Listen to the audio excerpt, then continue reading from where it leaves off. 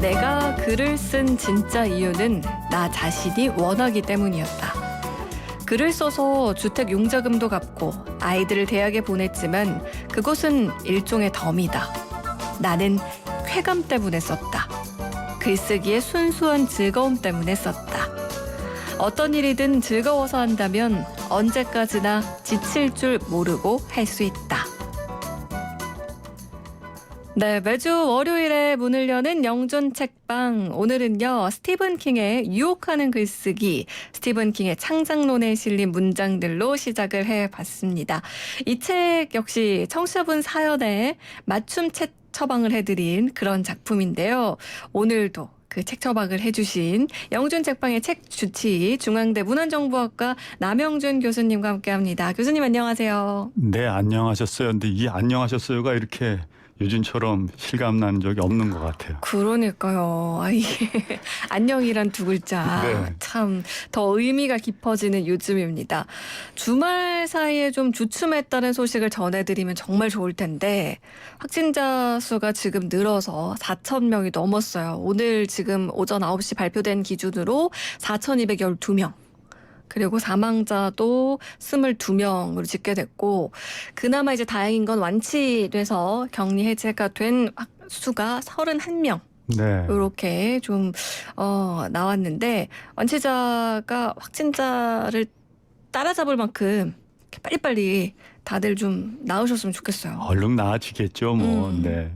근데 또 이 주말 사이에 화제가 됐던 기사라고 할까요? 그리고 온라인에서 이런 글들이 좀 있었는데 마치 지금의 사태를 예언한 것 같은 소설, 네. 작품들이 한 뭐 몇십 년 전, 몇백 년 전에도 있었다. 뭐 이런 글이었거든요. 네. 일단 뭐 1981년에 발표된 이제 딘 쿤츠의 장편 소설이죠. 어둠의 눈동자라는 건데요. 네. 이 작품에서는 지금 뭐 그 중국의 후베이성 이제 우한이죠. 네. 거기를 배경으로 치사율 100%인 바이러스 우한 400이라는 게 나타나죠. 그래서 이 백신이 없는 바이러스 때문에 중국의 우한에서 시작됐다는 점이 현실과 너무 똑같아요. 그리고 뭐 그런 연유 때문에 이제 그 저도 인터넷상에서 찾아보니까 네. 누리꾼들이 야, 디쿤추가 미래를 다녀왔다, 예언가다라는 뭐 글이 막 올라오고 있더라고요. 네. 그래서 하여간 저도 많이 신기했습니다. 1981년이면은 지금 2020년이니까요. 40년 네, 네. 정도 된 건데 그 40년 전에 이런 상황을 소설로 쓴 작가가 있었다는 대단하죠. 거죠. 네, 네. 아니 저희가 뭐 공상과학 소설에 있는 이야기들 얘기하면서 그때는 이런 게 공상과학 소설에 나올 법한 얘기였는데 이제 현실이 됐다. 네. 뭐 이런 얘기 하곤 하는데 지금 요거는 좀 느낌이 다른 것 같아요. 그러니까 우리 현실에 이제 와 있으니까 그렇죠. 그래서 이런 그 소재가 이제 영국과 이제 홍콩의 이제 출판 관계자들은 중국과 관련된 바이러스 이런 어떤 이야기들이 2차 세계대전 이후 이제 꾸준히 이어져 왔어요. 그리고 게다가 이제 우한이 이제 교통의 요충지거든요. 그러다 보니까 이제 소설가들에게는 이 전염병 진원지라는 어떤 상상의 날개로서 소설로 쓰기 아주 좋은 소재로 이야기하고 있죠. 네. 사실 우한에서 이렇게 시작된 전염병이 뭐 여러 가지 요인이 있겠지만 우한이 가지고 있는 교통의 어떤 특수성, 요지거든요. 그러다 보니까 이제 현실과 그다음에 소설이 그렇게 다르다라고 볼 수는 없는 거죠. 사실 이게 어떻게 보면 우연의 일치로 맞아떨어진 걸 네. 수도 있는데 네. 이제 실제 현실에서 이런 상황이 벌어지다 보니까 네, 네. 마치 예언한 것처럼 네. 그렇게 지금 평가받고 있는 상황인데 이 소설 외에도 전염병 다룬 작품들이 많잖아요. 많죠. 이제 뭐 다 아시는 이제 알베르 카뮈 페스트라든가 주제 사람하고 이제 눈먼 자들의 도시, 그러니까 우리나라 작가인 편혜영의 이제 재와 빨강 등 이런 것들이 있고요. 또 하나는 이제 소설은 아닙니다만 과학 전문 기자인 이제 소니아 샤가 쓴 판데믹이라는 그 책인데요. 네. 바이러스 위협이라는 부제를 갖고 있습니다. 이 책은 이제 중국 광저우의 야생 동물 시장에서 밀거래되는 이제 관박쥐를 통해서 네. 종간 전파가 일어나고 이것이 결국은 사스라는 또 하나의 이제 그 당시 코로나 바이러스로 그 중국에서 많은 희생을 갖게 한 그런 사건을 이제 그 사안을 관찰 기록한 전문 기록책이에요. 네. 이런 것들을 읽어보면 소설도 그렇고 기록지도 읽어보면 네. 정말 이런 바이러스 앞에서 정말 속수무책인 인간들의 나약함과 또 하나 상대적으로 우리 인간들의 존엄성이 얼마나 중요한지를 다시 한번 생각해 보게 하죠. 사실 소설 같은 경우는 그냥 어떻게 보면 허구가 좀 가미된 거다 보니까 네. 참 우연의 일치라고 말할 수 있겠지만 말씀하신 것처럼 과학 전문 기자가 분석해서 쓴 네. 사스 때 일을 네. 그런 책 같은 경우에는 뭔가 지금의 사태와 비슷한 부분들을 발견하게 되면 네. 이제 많은 분들이 읽으면 좀 소름을 느끼시지 않을까. 소름도 돋지만 결국은 이제 우리 인간이 결국은 승리하는 거예요. 그래서 저는 이런 이제 공포 소설도 좋지만 그러니까 과학적 관찰 기록을 보면 결국은 인간이 얼마나 현명하게 대처하고 그다음에 결국에는 바이러스를 극복하고 또 하나는 이제 인간의 존엄성을 위해서 많은 사람들이 협력하고 이렇게 이제 결말이 나기 때문에 저는 개인적으로 조금은 침착하게 네. 조금은 이제 냉정하게 이런 소설을 읽으면서 우리 국민들이 조금은 안정했으면 하는 바람도 있어요. 막연한 불안감 대신 이런 과정을 거쳐서 사스도 이렇게 됐던 것처럼 이번에도 충분히 우리가 이제 물리칠 수 있다. 그런 생각을 좀 해보면 좋겠습니다. 오늘 영준 책방의 사연 주인공 역시 이런 소설이나 수필을 쓰고 싶어 하시는 분이에요.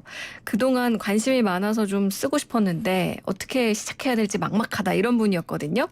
청취자분들도 1:1 사연 맞춤형 책 처방 받으실 수 있습니다. 샵 0945 우물정 0945 5번으로 문자 메시지 보내주시면 되는데요. 짧은 건 50원, 긴 건 100원. 또 모바일 어플 예스앱 채팅창, 유튜브 보이는 라디오 댓글창으로도 무료로 남겨주실 수 있습니다.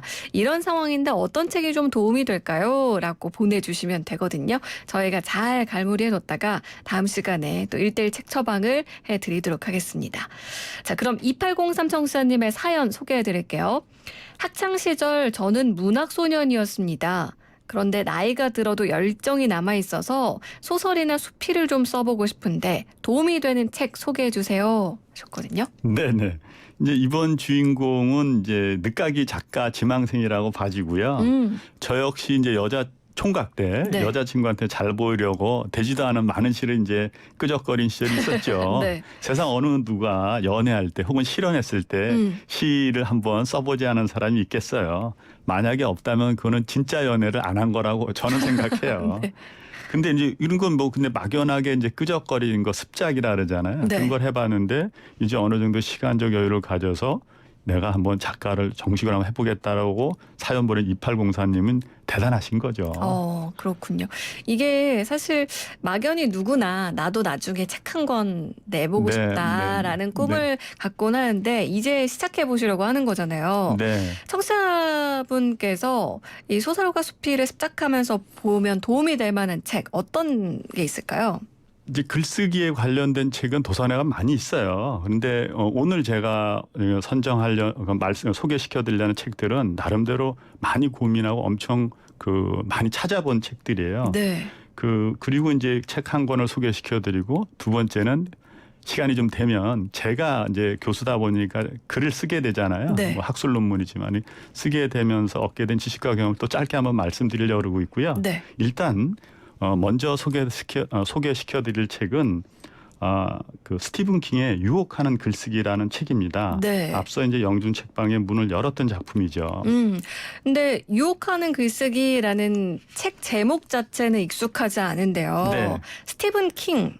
이 작가는 그래도 좀 낯이 있거든요. 그러니까 공포 소설을 좀 많이 쓰는 그 작가고요. 일단 이걸로 엄청난 부를 이룬 작가로도 유명합니다. 그리고 또한 이제 많은 그의 작품이 아마 애청자들이 들으시면 다 아실 텐데 영화 이제 쇼생크의 탈출이라든가 미저리라든가 그린 마일이라든가 샤이닝 같은 것들이 실제적으로 스티븐 킹의 그 소설을 영화한 작품이죠. 소설 원작을 읽어보지 못한 분들도 영화는 한 번쯤 보시지 않았을까 뭐 이런 생각이 드는데 이 스티븐 킹이 쓴 유혹하는 글쓰기 이건 어떤 책일까요? 이 책은 이제 문학 작가를 희망하는 사람들에게 이거 지침서로도 아주 의미가 있고요. 또 네. 하나는 그냥 내가 문학 작가를 지망하지 않더라도 스티븐 킹이 어떻게 글을 썼는지를 알게 되는 그 자서전적인 그 내용이기 때문에 책으로도 굉장히 재미있습니다. 네. 그래서 이제 영준 책방에서 이 책에서 어떤 부분을 소개할까를 많이 찾아봤죠. 근데 네. 뭐 저는 다라고 말씀드릴 수 있는데 그만큼 이제 2804님에게 이제 소개해서 가장 좋은 부분을 많이 이제 엄선해서 찾아왔어요. 네. 그래서 일단 조윤지 아나운서님 좀 읽어주시면 고맙겠습니다. 네. 재능은 연습이라는 말 자체를 무의미하게 만들어버린다. 자신에게서 어떤 재능을 발견한 사람은 손가락에서 피가 흐르고 눈이 빠질 정도로 몰두하기 마련이다. 들어주는 사람이 아무도 없어도 밖에만 나가면 용감하게 공연을 펼친다. 창조의 기쁨이 있기 때문이다. 독서나 글쓰기에서도 마찬가지다. 네. 이제 스티븐 킹이 이제 작가가 되기 위해서 필요한 거를 자질이라는 게 하나 있고요. 또 하나는 어떻게 해야 되는 방법을 설명하고 있는데요. 그 자질은 이렇게 설명하고 있어요. 글쓰기에 미쳐야 한다. 그러니까 막 정말 좋아해야 된다. 이런 거를 얘기하고 있고, 그럼 잘 쓰려면 어떻게 해야 되느냐라고 얘기를 하면 많이 읽고 많이 쓰라고 얘기를 해요. 네. 그래서 그 얼마나 많이 읽고 많이 써야 되는지, 그다음에 얼마나 미쳐야 되는지에 대해서 소설가이자 시인인 제임스 조이스가 예를 하나 들었어요. 네. 이번에도 조현지 아나운서께서 한번 읽어주시면 고맙겠습니다. 제임스 조이스는 몹시 절망한 자세로 누워 있어서 친구가 물었습니다. 제임스, 왜 그래? 글이 잘 안 써져? 제임스가 고개를 끄덕이니까 친구가 다시 묻습니다. 몇 단어나 썼는데? 라고 물었더니 제임스가 이렇게 답합니다. 7단어. 그렇죠. 그러니까 7단어 쓰는 그 유명한 작가가 7단어 하루 종일 생각하는 7단어라는 거예요. 7줄도 아니고 그만큼 이제 창작은 힘들다, 고통스럽다라는 걸 설명하고 있는 거죠. 그래서 혹여 작품을 쓰시다가 이제 지치는 경우가 너무 나한테 내가 이게 제대로 하는 거야라고 이렇게 그 의문이 들 때, 네. 이럴 때 그거는 굉장히 자연스러운 일이라는 거죠. 그래서 2804님도 혹여 이런 일이 닥쳤을 때 너무 이것이 나는 재능이 없구나, 나는 소질이 없어가 아니라 그거는 창작의 고통의 일부라는 거를 제가 설명드리고 싶어서 아까 그 부분을 좀 읽어달라고 얘기했습니다. 네. 이렇게 스티븐 킹의 유혹하는 글쓰기라는 책을 추천을 해 주셨는데요. 앞서서 교수님께서 교수님만의 좀 경험담도 네. 조언을 해 주시겠다라고 하셨는데 교수님은 글 쓸 때 어떻게 쓰세요? 저는 이제 뭐 어쩔 수 없이 교수다 보니까 이제 학술 논문을 많이 쓰게 되죠. 그런데 학술 논문 쓰는 게 굉장히 힘들고 어려운 일이에요. 그러니까 우리나라 교수들이 1년에 뭐 몇 편을 논문을 쓰냐 그러면 2편 채 안 될 것 같아요. 그건 제 이제 guessing입니다만은. 그래서 제가 제자들에게 이제 이런 힘든 일을 시킬 수밖에 없어요. 졸업을 하면 논문을 써야 되니까. 네. 근데 나름대로 제자들한테 제가 인기가 있지만 언제 한순간에 그 인기를 다 까먹냐면 그 제자들 논문 지도할 때입니다. 왜냐하면 제자들이 써온 논문을 읽다 보면 내용이 마음에 들지 않거든요. 그러다 보니까 짜증 섞인 목소리를 이제 제가 이제 잔소리가 많아지는 거죠. 네. 근데 세상에 이제 잔소리 듣고 기분 좋은 사람이 어디 있으며 또 하나는 누가 또 제자들한테 사랑받지 않고 싶은 스승이 어디 있겠어요. 네. 그런데 논문이라는 것에 대해서 왜 제가 이렇게 민감하게 반응하냐면 논문이든 글은 한번 발표하고 나면 영원히 가는 거고요. 또 그렇기 때문에 내가 잘 쓴 논문은 평생 살면서 나를 자랑할 수 있는 자랑거리이지만 거꾸로 못 쓰면 그건 평생 나에게 붙어 다니는 나쁜 의미의 꼬리표 멍해가 될 수 있기 때문에 네. 제가 이렇게 잔소리가 많아져요. 그건 뭘 뜻하는 거냐면 그만큼 글 쓰는 거에는 고통도 따르고 책임도 따른다는 걸 설명드리고 싶습니다.